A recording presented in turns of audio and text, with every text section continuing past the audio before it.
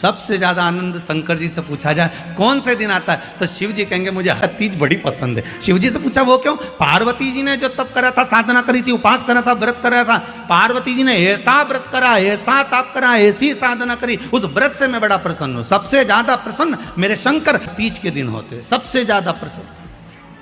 और माताओं से निवेदन रहा है, बार बार कहते हैं, आप अगर तीज का व्रत नहीं भी करते हो तो भी 5-6 वृक्ष की 7 वृक्ष की पत्तियों को तोड़कर तीज के दिन शंकर भगवान को समर्पित कर दो, शंकर जी उस व्रत को स्वीकार कर लेते हैं, इतने प्रसन्न हो जाते हैं मेरे दिल।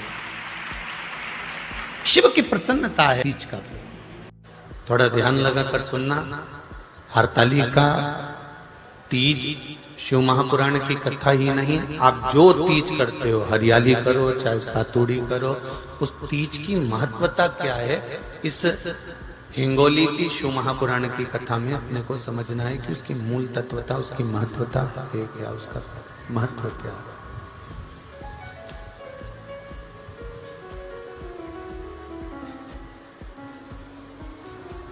भगवान ब्रह्मा, भगवान विष्णु और भगवान शिव, इन तीनों की जो अर्धांगिनियां, ब्रह्माणी, लक्ष्मी और पार्वती, इन तीनों ने तप कर कर, साधना कर कर ब्रह्मदेव को, भगवान विष्णु को और भगवान शंकर को प्राप्त किया।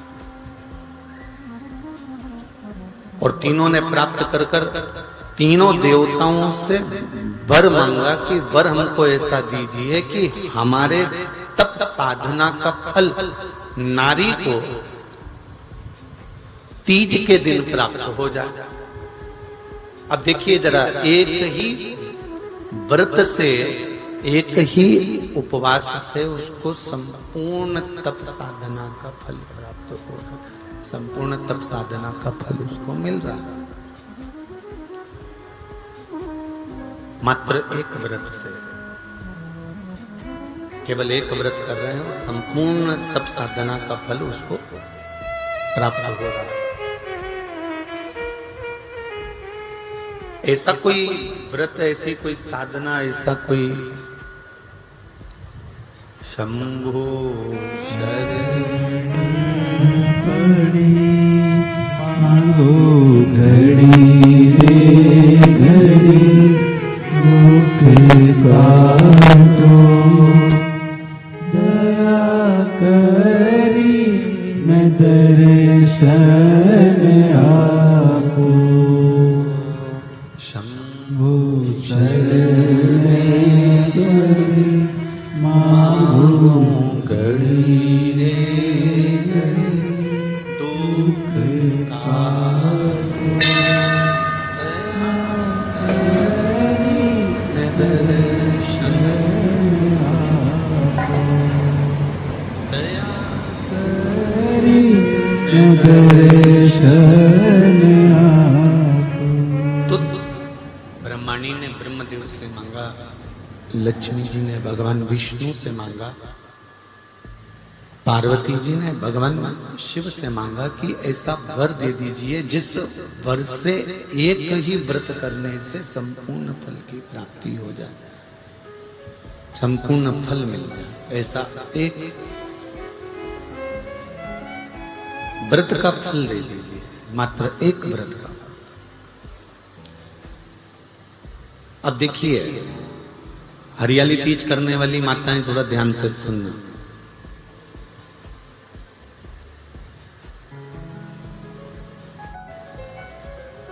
हरियाली तीज जब माताएं करती हैं तो एक हरियाली तीज, एक गणगौर की तीज,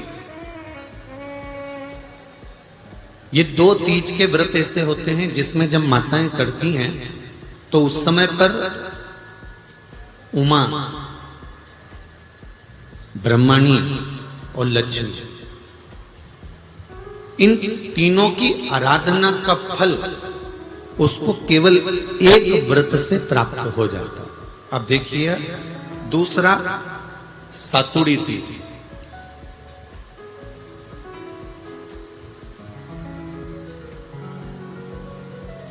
इसमें उमा और महेश्वर, उमा और महेश,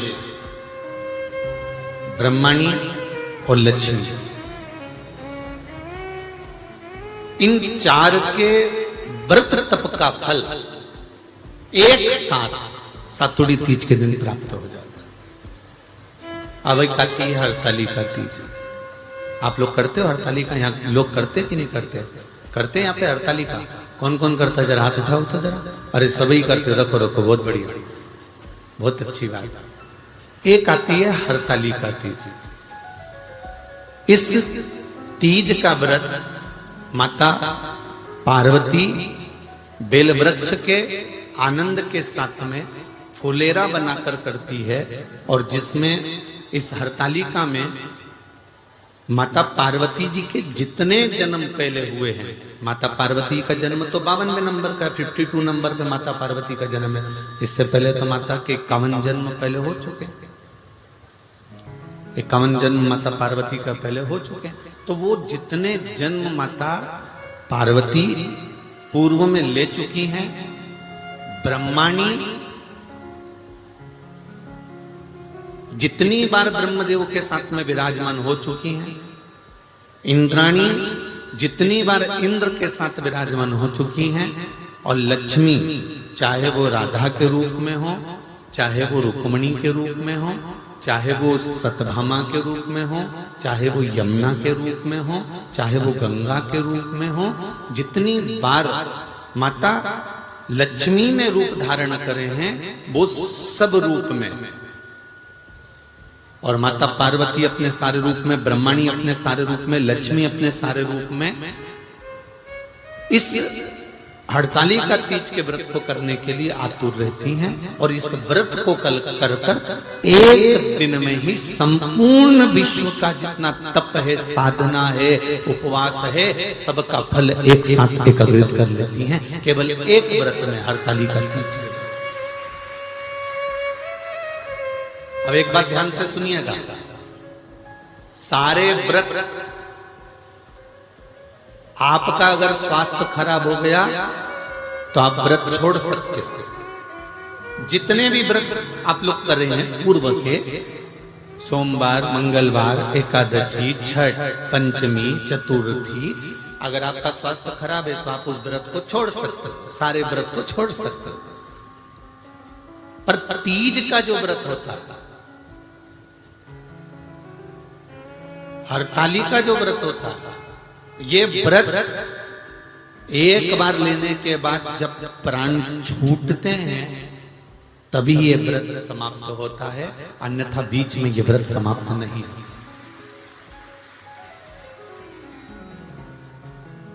ये व्रत समाप्त होता ही नहीं है। अगर शरीर से नहीं बनता कि अब हमारी अवस्था हो गई, अब शरीर से नहीं बन रहा है, तो भले एक पहर की पूजन कर कर, एक पहर का नियम धारण कर कर, एक पहर का स्मरण कर कर, एक पहर का पूजन कर धारण करो, और उसके बाद में भले आप थोड़ा सा जो भी आपको लेना है वो कर लो, पर इस व्रत को करना ही पड़ता है। इस व्रत का नियम ही यही है। इस व्रत पार्वती मैं तुम्हें प्राप्त हुआ हूं, ये हरतालिका तीज के व्रत का फल है। शिव जी कहते हैं, पार्वती जो नारी हरतालिका तीज के व्रत का स्मरण करती है, फुलेरा जो बांधा जाता है उसमें 5 माला से ज्यादा माला लटकना चाहिए, 5 से कम नहीं। कितनी? जैसे माला जो लटकाते हो वो 5 से ज्यादा होना चाहिए। 5 तो जया, विषहरा, शामली बारी, दौतली, देव, इससे अधिक होगी चलेगा, पर इससे कम फुलेरे के अंदर माला नहीं होना चाहिए महाराज। दूसरा, फुलेरा जहां हरतालिका व्रत हो वहीं पर बांधा जाता है। हरतालिका तीज का व्रत एक ऐसा व्रत होता है जो मरते दम तक रहता है। इस व्रत को छोड़ा नहीं जाता। ये नहीं कि सियोर वाले गुरुजी ने कहा और अपन ने एक बार कर लिया और अगली बार वो व्रत गायब हो गया, ऐसा नहीं है। हरतालिका तीज अखंड सौभाग्य के लिए, वंश वृद्धि के लिए, कार्य सिद्धि के लिए, और कुंवारी कन्याएं उत्तम वर प्राप्ति के लिए, आनंद सुख के लिए करती हैं। ऐसा नहीं है कि केवल स्त्री ही करती है। जब नारी किसी कारणवश व्रत नहीं कर पाती तो पुरुष इस व्रत को धारण करते हैं। 30 अगस्त को, यही 30 तारीख को, कल 29 है, परसों 30 तारीख को हरतालिका तीज रहेगी। आप सब अपने हृदय से, मन से इस व्रत को कर कर अपने जीवन को सार्थक बनाइएगा। जो करते हैं, कितने लोग करते हो, जरा हाथ उठाइए। हरतालिका तीज इतने सारे करते हो, अरे वाह वाह, कर लो, प्रणाम प्रणाम, आपको बहुत बहुत नमन करता हूं, बहुत बहुत सारा। फुलेरा बांधते हो? नहीं, अब की बात बांधना। मंदिर में करते हो तो मंदिर में, घर में करते हो तो घर में। फुलेरा वंश की वृद्धि करता है, फुलेरा अखंड सौभाग्य देता है, फुलेरा मन की कामना को पूर्ण करता है। जो बेटियां जिनका विवाह नहीं हो रहा हो, या बेटे जिनका विवाह नहीं हो रहा हो, वो 7 स्थान पर कहीं फुलेरा बंधा हो तो फोन लगाकर पूछना कहाँ बंधा है, वहां का दर्शन करना। एक फूल में हल्दी कुंकू लगाकर शिव जी को चढ़ाकर फिर वहां से जाना। 7 स्थान के फुलेरे का दर्शन अवश्य करिएगा।